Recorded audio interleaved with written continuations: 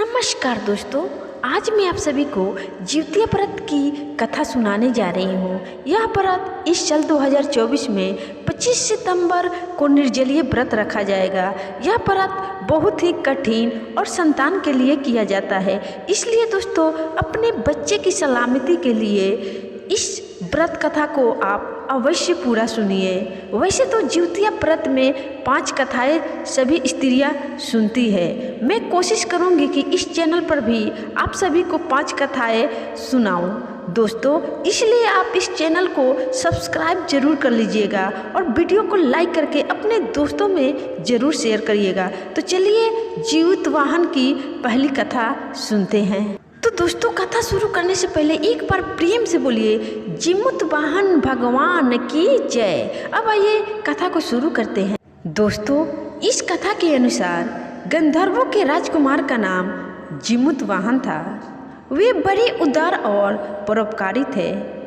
जिउतवाहन के पिता ने वृद्धा अवस्था में वानप्रस्थ आश्रम में जाते समय इनको राज सिंहासन पर बैठाया, किंतु इनका मन राजपाट में नहीं लगता था। वह राज्य का भार अपने भाइयों पर छोड़कर स्वयं वन में पिता की सेवा करने के लिए चले गए। वन में ही जिउतवाहन को मल्यवती नामक राजकन्या से भेंट हुई और दोनों में प्रेम हो गया।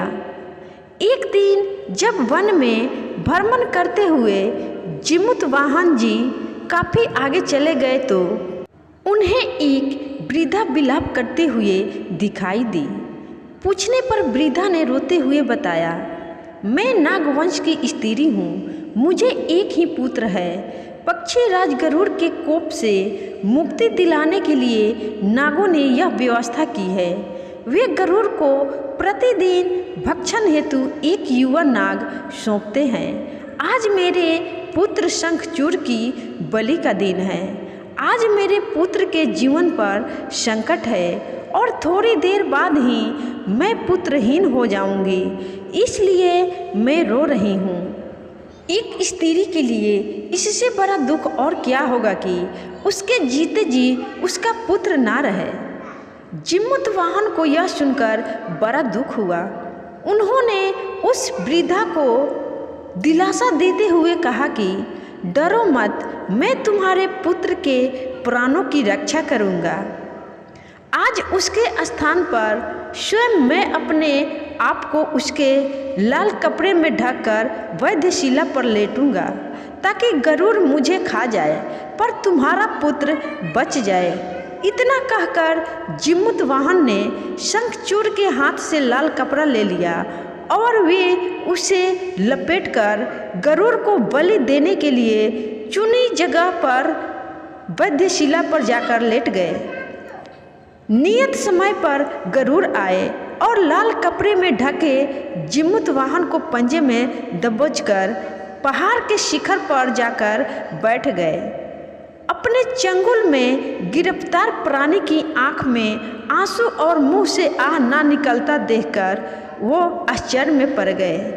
उन्होंने जिउतवाहन से उनका परिचय पूछा।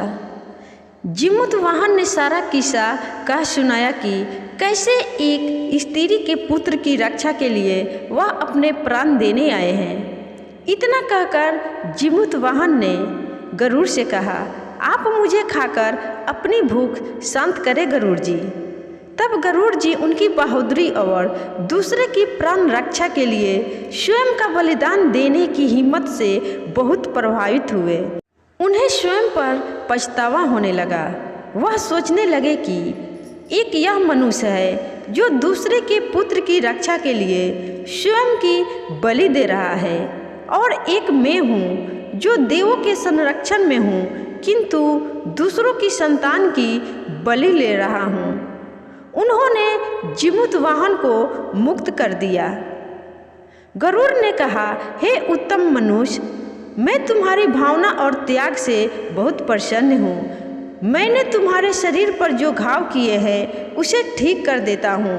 तुम अपनी प्रसन्नता के लिए मुझसे कोई वरदान मांग लो।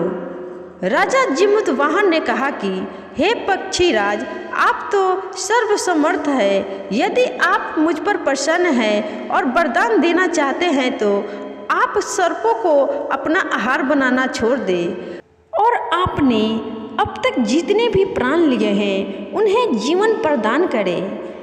गरुड़ ने कहा, ठीक है।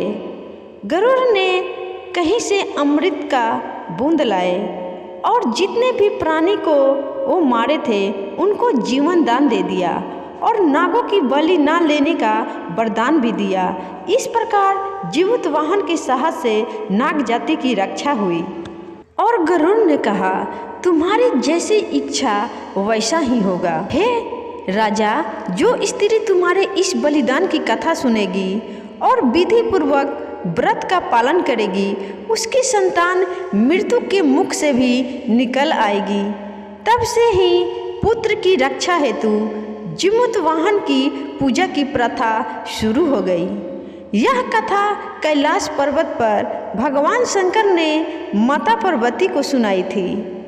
जीवित पुत्रिका के दिन भगवान श्री गणेश, माता पार्वती और शिव जी की पूजा एवं ध्यान के बाद ऊपर बताई गई व्रत कथा भी अवश्य सुननी चाहिए। यह व्रत इस कथा के बिना अधूरी मानी जाती है। इसलिए दोस्तों, आपने इस कथा को पूरा सुन लिया है तो इस कथा को और लोगों के पास जरूर शेयर करिएगा। फिर मिलूंगी जिउतिया व्रत की दूसरी कथा के साथ। तब तक के लिए आप सभी को बाय बाय, धन्यवाद। कमेंट में जीवित वाहन की जय जरूर लिखिएगा दोस्तों।